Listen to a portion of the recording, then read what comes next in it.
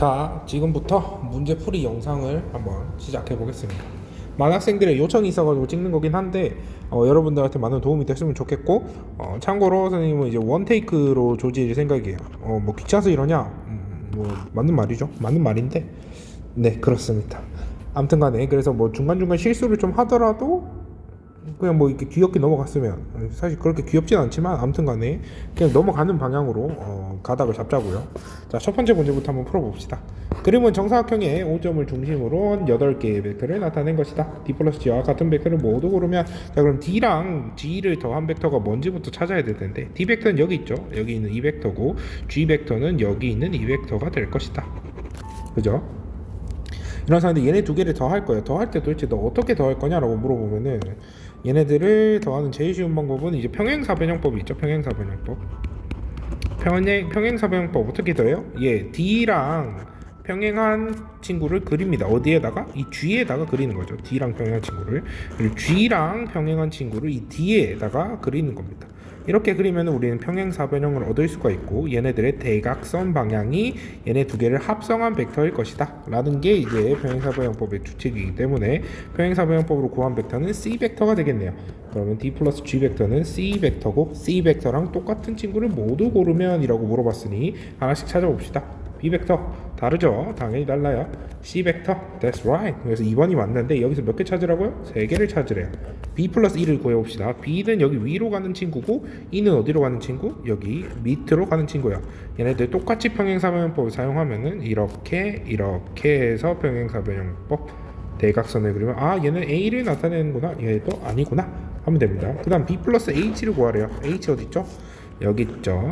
얘랑 B랑 두 개를 더할 거야. 얘네 두 개를 더하면은 어떻게 되냐? 똑같이 평행사변형법으로 구하면은 얘는 C 벡터가 되겠네요. 맞다. 근데 사실 이 세 개를 고르라고 했으니까 얘도 맞겠죠. 한번 나중에 해보시면 됩니다. 해보면 되는데, 합시다. D 빼기 2 벡터래요. D 벡터는 그냥 정해져 있죠. 이쪽 방향으로 정해져 있는데, 이 빼기 2 벡터래요. 이 벡터. 얘를 뺄 거예요. 얘를 빼기 위해서 어떻게 해야 되냐? 얘를 D 벡터를 빼기 2 벡터를 해야 되는데, 이 마이너스 2 벡터라는 것 자체가, 마이너스라는 것 자체가 뭐를 나타내냐? 방향을 나타내는 성분이다 라고 해가지고, 마이너스 이 친구는 그냥 반대로 돌리면 된다 이런 의미라고 했죠. 그래서 얘가 반대로 돌아가서 마이너스 2 벡터는 G 벡터가 될 것이다 를 파악한 다음에 얘네 두 개를 더하면 뭐가 된다? C 벡터가 될 것이다. 그래서 정답은 2번, 4번, 5번입니다. 그 다음 A와 B를 합성한 C를 옳게 나타낸 그림을 모두 고르면 이라고 했는데, 위에서는 평행사변형법만 썼으니까 평행사변형법은 우리가 익혔을 것이고, 평행사변형법 말고 우리 그 삼각형법도 알고 있어야 돼요. 삼각형법을 A라는 벡터랑 B라는 벡터를 더할 때, A의 시작점과 끝점을 이렇게 딱 그려놓고 B의 시작점을 끝점에 맞추는 거예요. 어디의 끝점? A의 끝점에 맞추는 거죠. 그래서 얘가 시작점, 얘가 끝점인데, B의 시작점 A의 끝점에다가 맞춰놓고 이렇게 그리면은, 시작점은 어디예요? 여기 A의 시작점이고, 이렇게 쭉 했다가 여기서 끝이 났지만 바로 이어졌죠. 다시 갈 거 아니에요. 그래서 최종적으로 끝나는 지점은 어디다? 이쪽이죠. 그래갖고 시작점과 끝점을 이으면은 이런 벡터가 완성이 될 것이다. 이런 게 이제 삼각형법이었어요. 삼각형법. 그래서 얘네들을 보고 한번 문제를 풀어보자고요. 자, A랑 B 벡터가 있죠. 어떻게 해요? 지금 시작점을 일치시켰죠. 시작점을. 그럼 얘는 아니다. A랑 B 벡터가 있는데 얘도 시작점을 일치시켰죠? 아니다. 그리고 애초에 지금 합성된 벡터도 아주 글러먹었어요. 그쵸?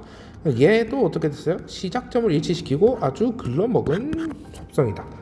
남은 거 두 개가 있네? 4번 5번 이라고 하면 되겠지만은, 아무튼 얘는 평행사변형법인 걸 이제 우리가 알 수가 있고, 얘 아까 전에 얘기했던 그대로 가는 거예요. 시작점, 그리고 여기가 끝점, 그리고 B의 시작점, 여기가 끝점, 그래가지고 끝이자 시작인 점을 이렇게 그냥 지나가지고 끝까지 갈 것이다, 뭐 이런 개념으로 생각을 하면 됩니다.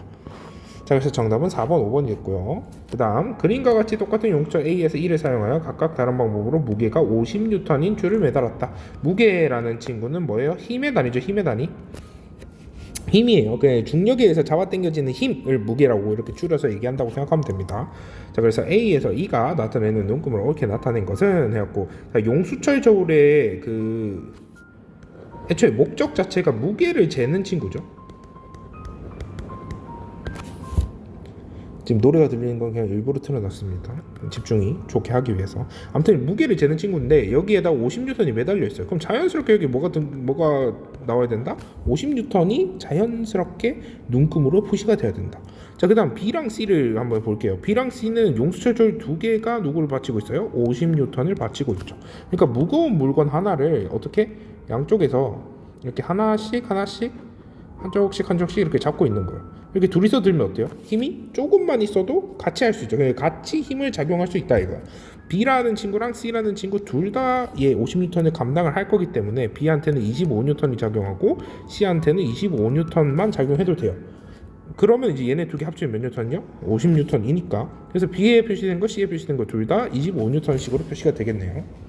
그 다음 D랑 E가 약간 헷갈릴 수 있는데 얘는 그냥 어떤 느낌으로 생각하면 되냐, 뭐 이런 절벽 같은 데서 누가 떨어지는 걸 이렇게 구한다고 생각하는 거죠. 뭐 약간 이런 느낌이에요. 그럼 A라는 친구랑 있고 B라는 친구가 있는데 A라는 친구는 B랑 이 여기 있는 무게 C라는 것까지 전부 다 감당해야 되는 거죠. 이거는 그냥 상식적으로 생각만 하면 나오잖아요, 그렇죠? 그래서 D라는 친구는 E랑 물체의 무게 둘 다 감당해야 되는 친구예요. 근데 용수철 저울의 무게를 어떻게 한다 그랬죠? 무시한대요. 그럼 얘는 그냥 어떤 애야? 그냥 가벼운 애야. 가벼워. 무게가 0이네. 그러면 얘를 감당한다 쳐도 D라는 친구는 몇을 감당해야 된다? 50N을 감당해야 되죠. E라는 친구는 어떻게 해요? 똑같이 50N을 감당해야 된다. 그래서 정답을 나타내면은 얘가 되겠죠. 4번.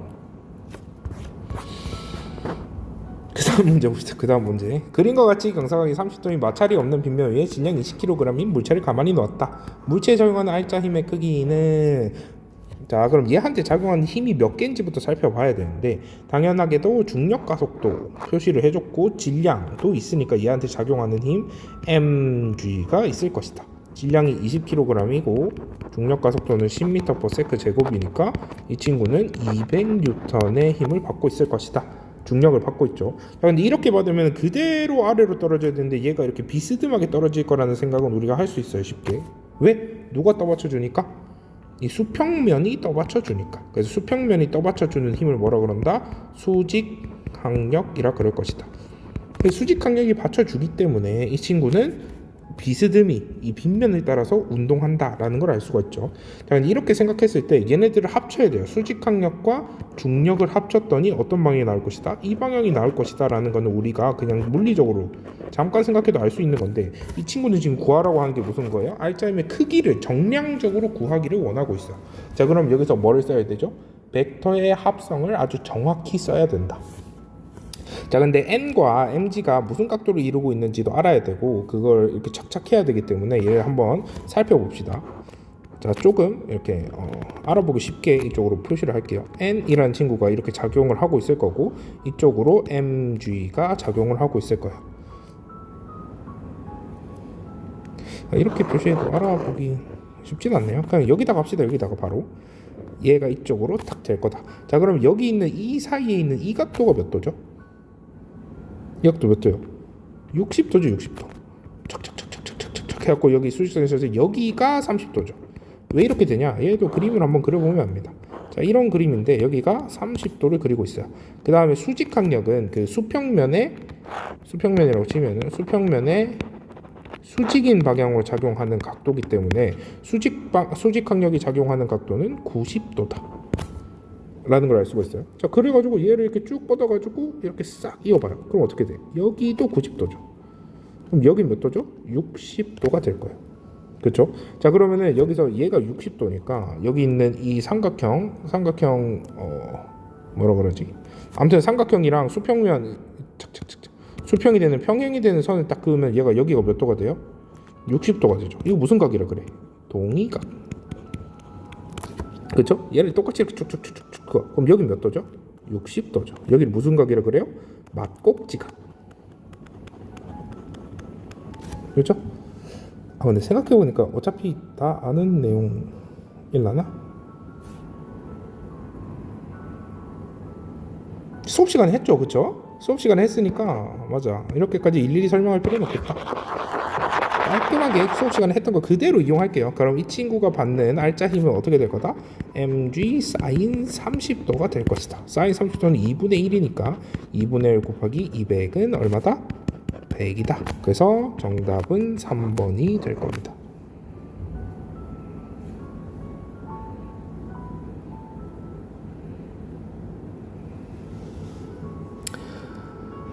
됐죠? 자, 그러고 나서 이 친구 봅시다. 그림과 같이 무게 16. 자, 그래서 이제 그림과 같이 무게 10N인 물체를 실로 한 점에 매달고 물체를 수평 방향으로 F의 힘으로 잡아당겼더니 실은 수직 방향으로 45도의 각도를 이루었대요.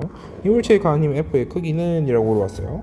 자, 얘를 이렇게 오른쪽으로 F로 당겼더니 10N이었던 친구가, 그러니까 무게가 10N이라는 건데 아래로 작용하고 있는 중력의 힘이 10N이라는 소리죠. 거의 얘를 이제 왼쪽 방향으로 F로 당겼더니 이쪽 방향에서 멈춰 있다. 정지한 상태다. 뭐 정지했다는 표현은 없지만 이거 문제가 잘못된 거니까 그건 뭐 알아서 맥락상 파악해야 되는 거예요. 맥락상 좀 띠꺼운 문제긴 하죠. 아무튼간에 그래서 얘가 이제 이쪽으로 실이 이 친구를 또 잡아 당기고 있기 때문에 그 F에 안 끌려가고 있는 거란 말이에요. 그래서 얘 실이 작용하는 힘을 뭐라고 그러냐? 장력이라고 그러고 이렇게 표시를 해주면 됩니다.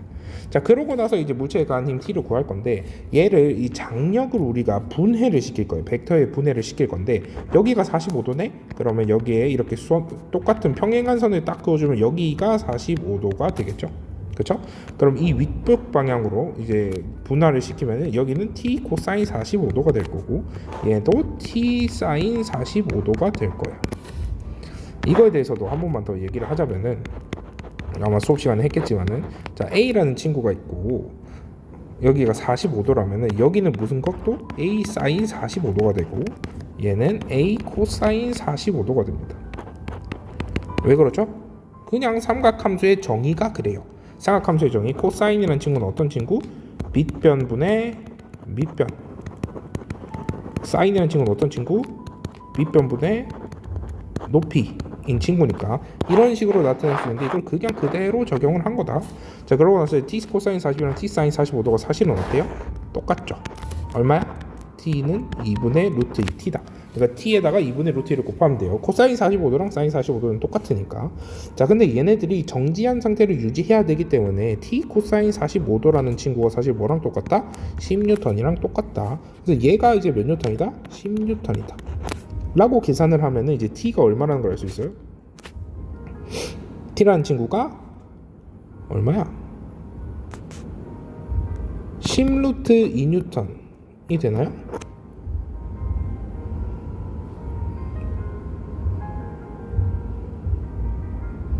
뭐 아무튼 근데 얘를 구하는 건 중요하지 않아요. 왜냐면 우리는 지금 장력을 구하려고 하는 게 아니니까 F라는 친구를 구할 거기 때문에 10루트 2N 맞네요. 10루트 2N. 아무튼 간에 얘를 구하는 건데 얘가 결국 10N인데 이 친구도 결국 얘이기 때문에 그러니까 T 사인 45도랑 T 코사인 45도가 같은데 T 사인 45도랑 누구랑 같다고요? 10N이랑 같대. 그럼 F랑 10N이랑 같겠죠. 그래서 F의 크기는 10N이 될 것이다. 어렵지 않아요. 자, 갑시다. 또 그림과 같이 막대의 한쪽 끝에 구멍을 내고 누름핀으로 고정하는 구멍으로부터 10cm인 지점의 크기가 5N의 힘을 30도 방향으로 작용하였다. 이때 돌림힘의 크기는 몇 Nm인지 구하시오. 자, 그럼 돌림힘을 구할 때 어떻게 구해요? 돌림힘이라고 하면 토크인데 토크라고 하는 친구는 어떤 친구? 팔의 길이에다가 힘을 곱한 친구였다. 거기다가 어떻게? 사인 세타까지 곱해야 된다. 사인 세타는 어떻게 했냐? 팔의 길이 L이라고 하는 친구도 사실 그 면적으로 그 변위로 삼고 힘을 가지는 그 힘의 방향, 그러니까 팔의 길이 방향이랑 힘의 방향을 각도라고 했어요. 이 친구를 보면 어때요? 팔의 길이가 어디 쪽이죠? 이렇게 되겠죠. 이 방향이랑 이쪽 방향이랑 힘의 방향 30도. 그냥 그대로 들어가면 되겠습니다. 그렇죠? 그래서 그대로 집어넣을게요. 10cm인데 우리는 보통 단위를 잡을 때 뉴턴을 기준으로 단위를 잡으면은 길이의 단위는 미터가 국룰입니다. 국룰. 그렇기 때문에 0.1m가 되겠죠. 0.1m에다가 5N을 곱할 거예요. 그러고다가 사인 30도를 곱하면 되겠죠. 그럼 얘가 어떻게 돼요? 0.25Nm가 되겠죠. 전혀 어렵지 않은 친구였어요. 자, 팔의 길이라고 하면은 뭐 이제 회전축으로부터의 회전축과 힘에 작용하는 작용점 사이의 거리겠죠. 그냥 갑자기 생각나서 언급해봤어요. 얘도 똑같아요. 10Nm라는 토크를 받고 있는데 10Nm가 뭐랑 똑같다? 0.5m 곱하기 F 곱하기 사인 세타인데 지금 세타가 몇 도야? 얘네들 사이 L과 F 사이의 각도가 90도죠. 사인 90도는 1이니까 그냥 0.5F가 10Nm인 상황이다. F는 20N이 될 것이다. 그쵸? 이게 첫 번째 장이었습니다. 두 번째 장 바로 들어갈게요. 그림은 무게가 300N인 영희와 600N인 철수가 길이 6m인 시소에 앉았을 때 시소가 수평을 이루고 있는 모습을 나타낸 것이다. 받침대는 시소의 정중앙을 받치고 있고 시소의 왼쪽 끝부분에 앉아있다. 영희는 얘가 이제 총 6m고 받침대는 여기 중앙에 싹 있대요. 근데 얘는 600N, 얘는 300N인데 시소가 이제 그 평형을 유지하고 있죠. 평형을 유지하기 위해서는 평형 조건이 두 가지가 있었는데 평형 조건 두 가지가 돌림 힘이 0이어야 되고 그리고 R자 힘도 0이어야 돼. 얘는 뭐 이제 받침대가 수직 항력으로 작용해 줄 거기 때문에 R자 힘이 0인 건 당연히 성립이 될 거고 이제 돌림 힘이 0인 거를 봐야 되는데 돌림 힘의 방향을 따질 때는 그냥 시계 방향이냐 시계 반대 방향이냐를 따져가지고 그 방향을 따져주면 됩니다. 이게 무슨 소리냐면 병진에서는 오른쪽을 플러스 왼쪽을 마이너스로 해줬단 말이에요. 보통 국룰로. 얘는 시계 방향을 플러스로 하고 시계 반대 방향을 마이너스로 잡아두면 됩니다. 반대로 하는 경우도 많은데 아무튼 간에 이렇게 정해놓고 우리가 계산을 한번 해보면 돼요. 자, 철수라고 하는 친구가 시소에 앉으면은 여기 받침대가 이제 뭐가 되냐? 회전축이 되는 거죠. 회전축. 여기를 회전축으로 해가지고 철수가 힘을 가할 거예요. 자, 그럼 여기 있는 이 시소 위에 있는 판은 어디로 회전을 하죠? 시계 방향으로 회전을 하죠. 그럼 철수가 가하는 힘 자체는 어떻게 될 거다? 플러스 방향으로 돌림힘이 작용할 거다. 영희는 어때요? 영희는 이쪽으로 작용하니까 여기 이 받침대 회전축을 기준으로 어떻게 회전한다? 이렇게 회전을 하겠죠. 영희가 가하는 힘은 마이너스가 될 것이다. 그래서 얘가 가하는 돌림힘과 철수가 가하는 돌림힘과 영희가 가하는 돌림힘의 합이 0이 되어야 평형이 이루겠죠. 자, 그러고 볼 겁니다. 시소는 돌림힘의 평형을 이루고 있기 때문에 가만히 있겠죠. That's right. 0의 무게에 의한 돌림힘의 크기는 900Nm이다. 자, 얘는 어떻게 구하냐? 얘 지금 300N을 가하고 있는데 이 친구 받침대와 사이 거리가 3m임을 우리가 알 수가 있어요. 왜? 받침대가 그러니까 시소의 크기가 길이가 총 6m인데 받침대는 중앙에 있다 그랬으니까. 그래서 얘가 가하는 돌림힘의 크기는 900Nm가 되겠죠. 근데 마이너스로. 그럼 철수가 가하는 것도 플러스 900Nm가 되어야지만이 돌림힘의 합이 0이 될 거기 때문에 얘랑 얘 사이의 거리는 얼마가 될 수밖에 없다? 1.5m가 될 수밖에 없다. 얘 맞고 얘도 맞고 정답은 5번이 되겠네요. 그 다음에 이제 축바퀴에 대한 내용이에요. 축바퀴는 시소랑 똑같다 그랬어요. 그 시소에서도 이렇게 있으면 아까 0이 그 문제처럼 이렇게 앉아 있으면은 먼애일수록 그러니까 똑같은 무게를 생각하면 100N, 100N이랑 똑같은 무게를 생각하면은 멀리 있으면 멀리 있을수록 더 강한 돌림힘을 작용했죠. 왜? 돌림힘이라고 하는 친구는 힘에다가 팔의 길이를 곱한 거였으니까. 얘도 똑같아요. 반지름이 길면 길수록 어떻게 되겠다? 힘의 이득을 보겠다. 그래서 2배 차이 나면 2배, 뭐 3배 차이 나면 3배, 4배 차이면 4배 그런 식으로 생각을 하면 돼요. 그래서 예를 봅시다. 20cm, 80cm를 달아놓고 10kg짜리 물체를 매달아 놓고 힘의 프로 들어 올리는 모습을 나타내고 있대요. 당연히 뭐 등속으로 들어 올리겠죠. 그래가지고 얘를 이런 식으로 작용을 싹 하고 있는데 여기가 80cm, 여기가 20cm래요. 자, 그럼 얘는 몇 배 차이 나요? 4배 차이 난다. 자, 그럼 얘는 이쪽으로 중력 100N을 작용하고 있으면은 얘는 몇 N만 작용해야 된다? 25N만 작용하더라도 우리가 깔끔하게 해결을 할 수가 있을 것이다 라고 생각하면 되겠네요. 자, 그래서 처음부터 봅시다. 물체의 무게에 의한 돌림의 크기는 2Nm예요. 얘가 진짜 지뢰랑 똑같다고 했어요. 그래서 여기 있는 회전축으로부터의 거리를 팔의 길이로 잡아두면은 얘가 몇 미터죠? 0.2m죠. 그래서 얘는 근데 100N이죠. 그 작용하면은 정확히 몇 N? 20Nm가 될 것이다. 얘는 아니죠. 힘 F의 크기는 아까 구했듯이 25N이니까 아니고 줄을 4m 당기면 물체는 1m 올라간다. 얘는 맞아요. 힘의 이득을 보는 순간 힘은 이득이고 거리는 손해라고 하긴 좀 그런데 아무튼 간에 우리가 4배의 이득을 봤으면 거리는 4배 정도의 손해를 봐야 된다는 거예요. 1m 올라가면 4m. 왜 이렇게 되냐? 그 반지름 차이 때문에 결국 둘레가 2파이 R이라고 하면은 반지름이 그러니까 R인 친구, 반지름이 스몰 R인 친구가 있고 4R인 친구가 있으면 둘레는 몇 배 차이가 날 수밖에 없어요? 4배 차이가 날 수밖에 없죠. 근데 축바퀴는 어떤 느낌이냐? 같이 회전한다는 거예요. 작은 애가 한 바퀴 돌면은 큰 애도 한 바퀴 돌아요. 근데 이 둘레 차이가 4배가 나니까 작은 애가 한 바퀴 돌 동안 큰 애도 한 바퀴가 돌 건데 실제로 움직인 거리는 몇 배 차이가 난다? 4배 차이가 나는 거죠. 그래서 1m 당기면 4m 이런 느낌이에요. 그 다음 6자씩 가봅시다. 자, 그림과 같이 질량이 2kg이고 길이가 5m인 균이랑 O점과 P점을 받침대에 놓고 질량이 2kg인 물체를 오른쪽 끈에 유지했더니 수평을 유지했다. 수평을 유지했다는 것은 평형 상태를 유지하고 있다.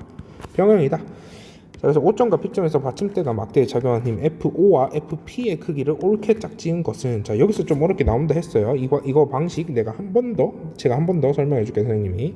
자, 얘는 여기 받침대는 FO로 받치고 있을 거고 P는 FP로 받치고 있을 거예요. 자, 얘를 풀 때 모든 힘을 일단 한번 표시를 해줘야 돼요. 그래야 식을 세우기가 굉장히 편하거든요. 얘도 표시해주면은 20N이라는 중력을 받을 거고 얘도 20N이라는 중력을 받을 거예요. 막대는 이런 애들 항상 중앙에 중심에 작용한다는 걸 알아야 돼요. 얘가 작용하는 힘이 무게 중심에 작용할 거기 때문에 균이란 막대는 중심에 무게 중심이 있고 그렇기 때문에 무게 중심에다가 중력이 전부 다 작용한다라고 해가지고 계산을 해야 됩니다. 자, 얘 풀 때 어떻게 풀려고 그랬죠? 얘 지금 FO랑 FP 둘 다 미지수예요. 둘 다 미지수인데 얘를 돌림 힘을 계산을 할 건데 돌림 힘의 식이 F에다가 팔의 길이를 곱한 식이니까 회전축으로 어딘가로 잡으면 어디? FO를 회전축으로 잡아요. 여기를 기준으로 회전축을 잡으면 FO라고 하는 친구는 고려할 필요가 없어진다. 그래서 여기를 회전축으로 삼을 것이다. 그래갖고 문제를 풀게요. O를 회전축으로 삼으면, 자, 얘가 총 길이가 몇 미터죠? 5m. 5m의 딱 중간에 작용한다 그랬어요. 그래서 여기까지가 2.5m가 되죠. 2.5m 곱하기 20N. 지금 얘가 이제 그 막대에 의한 돌림의 막대. 근데 얘가 방향이 지금 어디예요? 시계 방향으로 돌고 있죠. 시계 방향. 그래서 얘는 플러스. 그 다음 이 친구 FP라는 친구를 볼 건데 FP는 4m만큼 떨어져 있어요. 그래서 빼기 4FP. 얘는 왜 빼기죠? 시계 반대 방향으로 돌리고 있으니까. 그 다음 5m라는 길이로 20N 있으니까 더하기 100N이 될 거예요. 그렇죠? 다 합친 게 얼마여야 된다? 0이어야 된다. 왜? 평형 조건은 돌림 힘이 0이어야 되는 거니까. 자, 이래서 풀면 어떻게 되죠? 얘가 얼마야? 50N. 얘는 100N.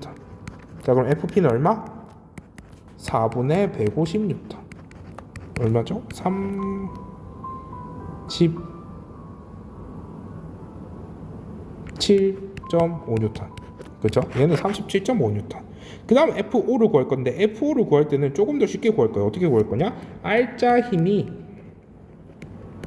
0인 거를 이용해 가지고, R자 힘이 0인 거는 병진으로 0이면 되는 거니까 FO랑 FP는 위로 작용하고, 그리고 20N 여기 막대의 무게랑 물체의 무게 는 아래로 작용할 거기 때문에 두 개를 합친 거가 얼마가 돼야 된다? 0이 돼야 된다.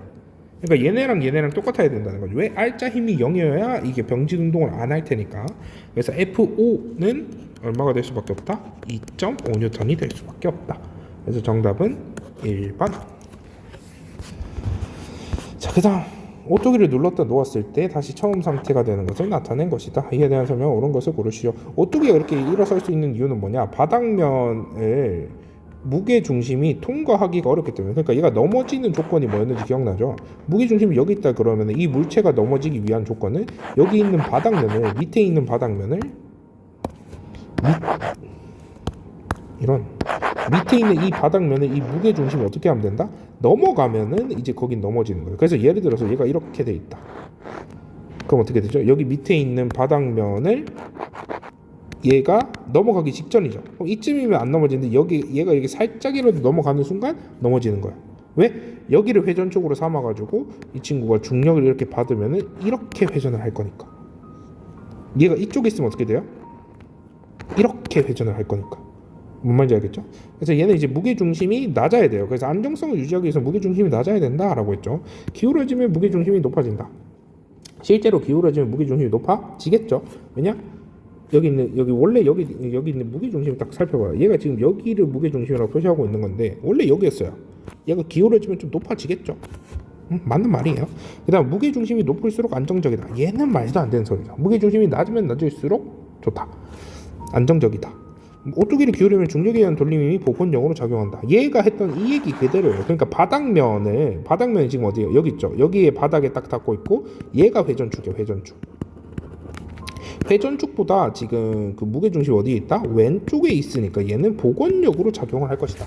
회전을 시계 반대 방향으로 할 것이다. 가 되는 거예요. 자, 얘를 풀기 싫어서 안 푸는 건 아니고 시험에 안 나오죠. 시험에 안 나오는 거 과감하게 생략할게요. 어차피 시험 공부를 위해서 하는 거니까 과감한 생각. 어디까지 생략을 하지? 여기까지인가? 여기까지 다 생략하면 돼요. 그 다음 봅시다. 10차시. 그림 5점을 중심으로 두 번째 AB가 등속 원운동을 하는 모습을 나타낸 것이다. AB의 질량은 각각 2M, 3M, 그리고 R, 2R이며 속력은 V로 같다.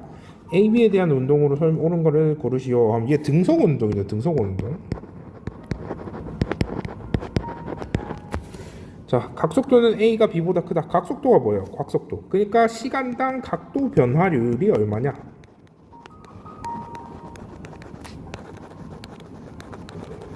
를 물어보는 거예요. 자, 그럼 V가 지금 똑같죠? A랑 V가 똑같아요. 근데 지금 그 반지름은 어떻죠? A라는 친구는 R이고 B라는 친구는 2R이에요. 자, 근데 진짜 조금만 생각해도 알 수 있어요. 그 반지름이 크면 둘레가 길잖아요. 그러니까 둘레가 긴데 속도가 똑같대. 그럼 한 바퀴 돌 때 누가 더 오래 걸리냐를 생각해 보면 A가 더 빨리 돌고 B는 좀 천천히 돌겠죠. 각도를 생각했을 때. 그러면 사실 A랑 B 중에 누가 더 커요? 각속도가 A가 클 수밖에 없어요. 그래서 이걸 식으로 나타낸 게 뭐예요? V는 R 오메가라고 했고 얘가 각속도였어요. 그렇죠? 그래서 얘 지금 V가 똑같은 시점에서 R이 커진다면은 각속도는 작아질 수밖에 없다 라고 했어요. 그 다음 주기를 물어봤는데 주기라고 하는 친구는 뭐죠? 한 바퀴 돌 때까지 걸린 시간. V라는 속도를 가지고 있는데 얼마큼 돌아야 돼? 한 바퀴 둘레만큼을 돌아야겠죠. 이 친구가 이제 주기가 되는데 얘 V는 R 오메가 그대로 대입해주면 얘가 어떻게 돼요? 오메가 분의 2파이가 되겠죠. 자, 그럼 얘를 뭐라 알 수가 있어요? 오메가가 크면 클수록 주기는 작아진다. 각속도가 오메가라 그랬는데 A가 더 크다고 했으니까 주기는 A가 B보다 클 수가 없죠. 주기가 짧을수록 빨리 돈다라고 생각해야 돼요. 그죠? 그 다음 진동수는 A가 B보다 크다라고 되어 있는데 진동수는 뭐예요? 진동수 F는 1초에 몇 번 회전하냐. 그러니까 이 친구의 식은 어떻게 된다? F는 T분의 1이 될 것이다. 그렇고 얘는 주기가 A가 B보다 크면은 진동수는 A가 B보다 클 수밖에 없어요. 그러니까 주기가 A가 B보다 작았죠. 그래서 진동수는 A가 B보다 클 수밖에 없다. 정답. 정답은 4번이 되겠죠. 설명을 좀 줄일게요. 생각보다 시간이 많이 걸려가지고. 아무튼 그림은 XY 평면에서 원점을 중심으로 등속 원운동하는 물체의 속도 X, Y 성분 VXY를 시간에 따라 각각 나타낸 것이다. 이때 색칠된 부분의 넓이는 S이다. 그래서 얘는 어떤 느낌이냐? 원점을 중심으로 회전을 할 거예요. 어떤 친구가 이렇게 휙 회전을 하는데 걔네들의 속도를 VX랑 VY로 나눴다. 자, 원운동을 할 때 그 친구의 속도는 어떤 방향이다? 접선 방향일 것이다 정도는 우리가 알고 있어야 되는 것입니다. 시계 반대 방향으로 회전하고 있을 때. 자, 봅시다. 자, 그래서 얘네들을 계산을 좀 해볼게요. 자, Vx라고 하는 게 보이는데 시간이 0일 때는 0, 그러니까 속도가 없다가 시간이 좀 올라갔을 때는 속도가 생겼죠. 어느 방향으로? 마이너스 방향으로. 그 다음 VY도 볼 거예요. 처음에는 그냥 플러스 방향으로 크게 있다가 좀 시간이 흘렀을 땐 0이 되고 2초가 흘렀을 땐 다시 마이너스 방향으로 제일 커졌어요. X도 똑같죠. 2초가 됐을 때 다시 0이 됐어요. 자, 이 상황을 봤을 때 이 친구는 어떻게 회전하고 있다? 아, 지금 선생님 이 그림 그대로 회전을 하고 있겠죠. VX가 처음에는 0이었다가 얘 지금 X축 방향 속도가 없죠. 처음에는. 근데 나중에 갔더니 X축 방향 속도가 어디다? 마이너스 방향으로 크게 생겼죠. 그래서 이런 식으로 돌고 있을 것이다. 자, 이런 상황에서 Vx에다가 이 시간을 곱할 거야. 시간을 곱해서 나온 여기 있는 이 친구 얼마죠? 이 친구 뭐예요? 시간 속도 그래프에서의 넓이다. 그럼 이 친구는 뭐라고 할 수 있죠? 이동거리, 변이다 라고 할 수 있겠죠. 이 친구가 변이야. 그러고 나서 이 친구의 이제 그거를 구하는 거예요. 자, 그래서 얘가 이제 변인데 지금 딱 봐요. 0초에서 2초까지 걸렸을 때 걸린 그 이동한 변이가 S다. 그럼 어떻게 돼? 이 친구가 x라는 친구가 어떻게? 그러니까 x 방향으로 얘가 이제 vx이기 때문에 x 방향으로 얼만큼 바뀌었냐를 따진 거니까 얘가 여기서부터 여기까지 간 거리가 되겠죠. 그렇죠? 그렇기 때문에 이 친구의 그 지름이 뭐가 될 수밖에 없다. 지름이 s가 될 수밖에 없다. 종이 쳤네요. 지름이 s가 될 수밖에 없기 때문에 이 친구의 가속도의 크기를 구하라 그러면 어떻게 구할 수 있다? 얘 시간을 해가지고 주기도 구할 수 있고 그리고 지름도 구했기 때문에 그거를 구할 수 있겠죠. 지금 얘는 봐봐요. 처음 위치로 돌아올 때까지 걸린 시간을 몇 초라고 그랬어요? 4초라고 그랬죠. 그럼 주기라고 하는 친구는 4초가 될 것이다. 그러면서 가속도의 크기를 구할 거다. 가속도의 크기를 어떻게 구할 거냐? A라고 하는 친구는 R에다가 오메가의 제곱을 곱한 친구예요. 오메가의 제곱. 자, 오메가의 제곱을 곱한 친구인데 아까 전에 주기가 4초라고 그랬고 위에 주기식이 뭐였냐면 오메가분의 2파이였어요. 그렇죠? 얘가 오메가분의 2파이가 될 것이다. 자, 그럼 오메가라고 하는 친구는 어떤 값이 나오냐? 2분의 파이 값이 나올 것이다. 자, 그럼 얘는 어떻게 돼요? 4분의 파이 제곱 R이 되겠죠. 근데 R이 뭐니까? 2분의 S니까 우리가 구한 거는 지름이었어요. 지름. 그렇죠? 지름이 S니까 반지름은 2분의 S가 될 수밖에 없죠. 그래서 얘를 그대로 이렇게 집어넣습니다. 집어넣으면 얘가 어떻게 돼요? 8분의 파이 제곱의 S가 튀어나올 것이다. 그래서 얘 정답은 얼마다? 3번이다. 자, 끝까지 가봅시다. 질량 원데이 그 힘든데요. 질량이 각각 m, 2m인 두 물체 A, B를 마찰이었고 수평인 실험대 구멍을 통과하는 실로 연결하여 그림과 같이 정체하였다. 이때 A는 구멍을 중심으로 반지름이 R인 등속 원운동을 하고 B는 정지한 상태로 실에 매달려 있다. 자, 그래서 얘는 이제 중력이 작용해서 EMG를 작용하고 있을 거고 EMG 그대로 실을 따라서 이쪽으로 EMG를 작용을 하고 있을 거예요. 그렇죠? 근데 얘가 안 떨어지는 이유가 뭐예요? EMG라고 하는 친구가 무슨 역할을 할 거니까? 구심력 역할을 할 거니까. 그래서 이 힘이 얘를 아래로 떨어뜨리게 하는 영향을 끼치는 게 아니라 얘를 원운동시키는 영향을 할 거다. 끼칠 거다. 자, 그런 거예요. 자, 그러고 이제 문제를 보면 되겠죠. A의 작용하는 구심력의 크기는 EMG이다. 맞죠? 구심 가속도의 크기는 G이다. 어때요? 구심 가속도는 뭐예요? 구심력에다가 뭐만 빼면 돼? 뭐로 나누면 돼? 질량을 나누면 돼요. 질량이 얼마였죠? M이었죠. M의 EMG를 빼니까 얘의 구심 가속력의 크기는 EG가 되겠죠. 얘는 아니고 속력의 크기는 ERG다라고 했는데 얘를 어떻게 구하냐? 구심력이 아까 전에 EMG라고 그랬는데 얘가 무슨 값이야? 질량에다가 구심 가속도를 곱한 힘. 근데 아까 전에 구심 가속도가 뭐라고 했어요? M에다가 R에다가 오메가 제곱을 곱한 게 구심 가속도였어요. 얘가 왜 이런 식으로 나오냐? 그건 나중에 유도했던 거를 식을 보면 돼요. 그냥 아무튼 그 식을 외워야 돼요. 식을. 구심 가속도는 R 오메가 제곱이다. 자, 그래서 이걸 이렇게 딱 들어가면 얘가 어떻게 된다? EMG가 MR 오메가 제곱이 될 거고 R 오메가 제곱은 EG가 될 것이다. 자, 근데 여기서 물어본 건 속력이에요. 속력을 구하기 위해서 얘를 바꿀 거예요. 어떻게? V가 R 오메가니까 오메가는 R분의 V다를 그대로 집어넣어서 바꾸면은 R분의 V 제곱이 되겠죠. 자, 그럼 V라고 하는 친구는 어떻게 될 거다? V는 EGR의 루트를 씌운 게 될 것이다. 맞죠?